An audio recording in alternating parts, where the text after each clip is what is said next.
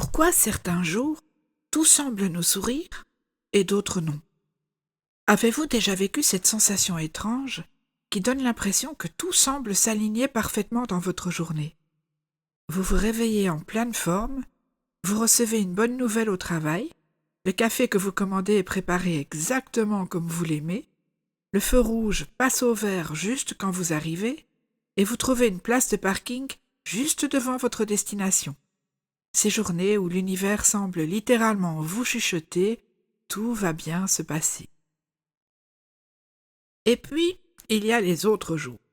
Rien ne va. Le réveil ne sonne pas, vous vous réveillez fatigué, vous cassez un verre, le train est en retard, vous manquez un rendez-vous crucial, votre téléphone décide de bugger au pire moment, et une simple conversation tourne au quiproquo. Bref, vous avez l'impression que tout l'univers vous met des bâtons dans les roues. Pourquoi un tel contraste? Pourquoi certains jours sont-ils porteurs d'une énergie fluide et positive alors que d'autres semblent vous piéger dans une spirale d'obstacles? Hasard, coïncidence ou autre chose? Et si ces journées n'étaient pas totalement aléatoires? C'est là que l'astrologie entre en scène. Vous allez découvrir que les transits planétaires sont des chefs d'orchestre invisibles. L'astrologie nous enseigne que nous ne sommes pas uniquement influencés par notre signe astrologique de naissance, mais aussi, entre autres, par ce que l'on appelle les transits planétaires. En clair, les planètes continuent de se déplacer dans le ciel, formant des interactions avec votre propre carte du ciel, un peu comme si elles chuchotaient à l'oreille de votre destin. Ce qui façonne réellement nos expériences, ce sont ces transits planétaires, c'est-à-dire la position des planètes aujourd'hui et leur interaction avec celles présentes dans notre ciel de naissance. Prenons un exemple. La Lune. Ce petit satellite influence nos émotions au quotidien et change de signe tous les 2 jours et demi. Vous avez peut-être remarqué que certains jours, vous êtes ultra motivé et sociable, alors que d'autres, vous avez juste envie de rester sous la couette. Ce n'est pas un hasard. Une personne avec une forte influence du signe du Cancer ou du Poisson peut se sentir hypersensible lorsque la Lune passe en Capricorne, un signe plus froid et rationnel.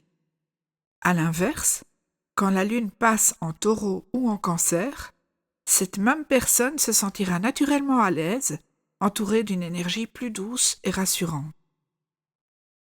Si la Lune passe dans un signe en harmonie avec le vôtre, vous vous sentirez énergique, en accord avec vous-même. En revanche, si elle est en tension avec vos placements personnels, attendez-vous à une journée où rien ne semble aller comme prévu. Car la Lune n'est pas la seule à jouer avec notre humeur. Les planètes lentes, comme Jupiter, Saturne ou Pluton, peuvent créer des périodes où tout semble couler de source, ou au contraire, où vous avez l'impression d'être dans un tunnel sans issue. Prenons un exemple simple. Jupiter, la planète de l'expansion et de la chance. Imaginez que vous traversez une période où Jupiter forme un aspect harmonieux avec votre Soleil ou votre Lune. Vous pourriez alors ressentir une énergie débordante, un optimisme naturel qui attire à vous des opportunités inattendues. Vous rencontrez la bonne personne au bon moment. Une nouvelle inespérée change le cours de votre semaine dans un sens positif, et tout semble facile.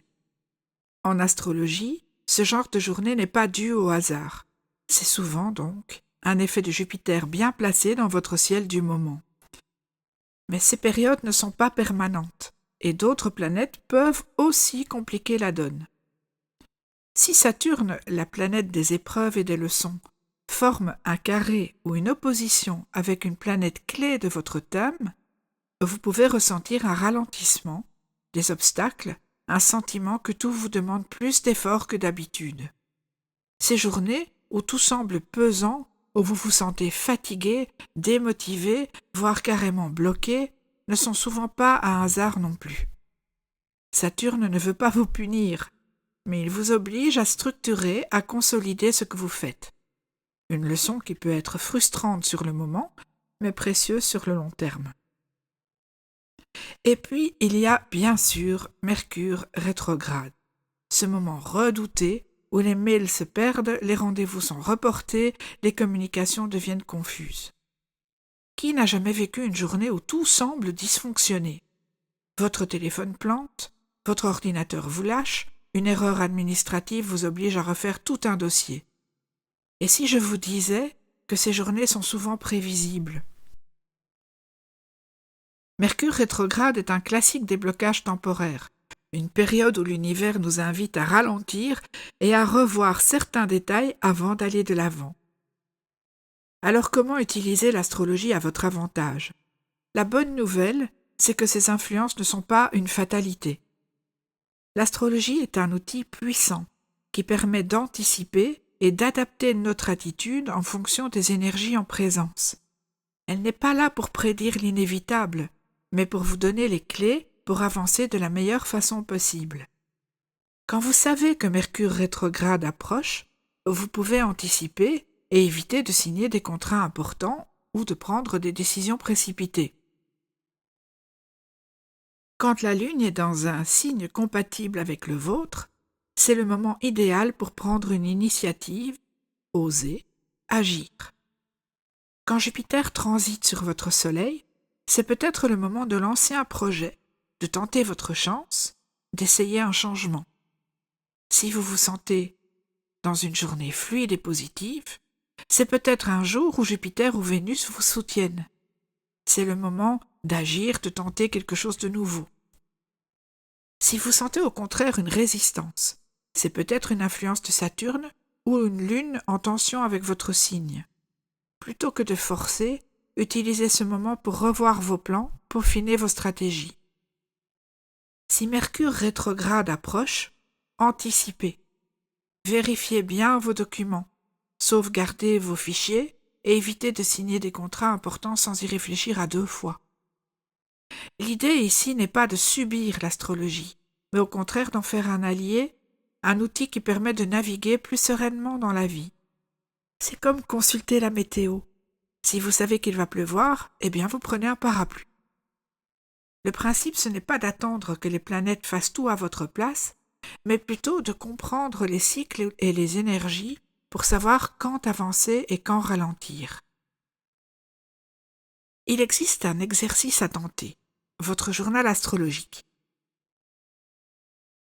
Pour vraiment voir ces influences à l'œuvre dans votre propre vie, je vous invite à faire une petite expérience. Notez vos ressentis chaque jour pendant 1 mois. Vous n'avez pas besoin de connaître l'astrologie pour commencer. Juste une feuille, un carnet ou une note sur votre téléphone vous seront utiles. Observez vos journées. Étiez-vous de bonne humeur, fatigué? Quelque chose d'inhabituel vous est-il arrivé? Notez vos impressions chaque jour, votre énergie, votre humeur, les événements marquants. Enfin, à la fin du mois, regardez les transits planétaires. Vous pouvez bien sûr consulter des cartes du ciel en ligne ou alors faire appel à un astrologue sérieux. C'est là que vous comprendrez vraiment ce qui influence votre quotidien et comment utiliser ces forces à votre avantage. Vous serez surpris de voir que certaines tendances se recoupent avec l'astrologie. Si vous vous demandez comment ces énergies influencent votre vie personnelle, je vous en parlerai dans un prochain épisode, car tout dépend de votre thème astral. Les différences entre les thèmes possibles vous seront expliquées dans un épisode futur. La prochaine fois que vous vivez une journée parfaite ou compliquée, jetez un œil au ciel. Vous pourriez bien découvrir un indice sur ce qui se joue en coulisses. Enfin, pour répondre à une question qui m'a été posée, si vous souhaitez me demander un thème astrologique, qu'il s'agisse d'un thème de naissance, d'une analyse de votre année, d'une compatibilité amoureuse ou de tout autre thème personnalisé, il vous suffit de vous rendre sur mon site internet Astro Andromède. L'adresse du site se trouve sur la page d'accueil sous la bannière. Il vous suffit de cliquer sur le lien pour y accéder. En attendant, je vous dis à bientôt pour un nouvel épisode.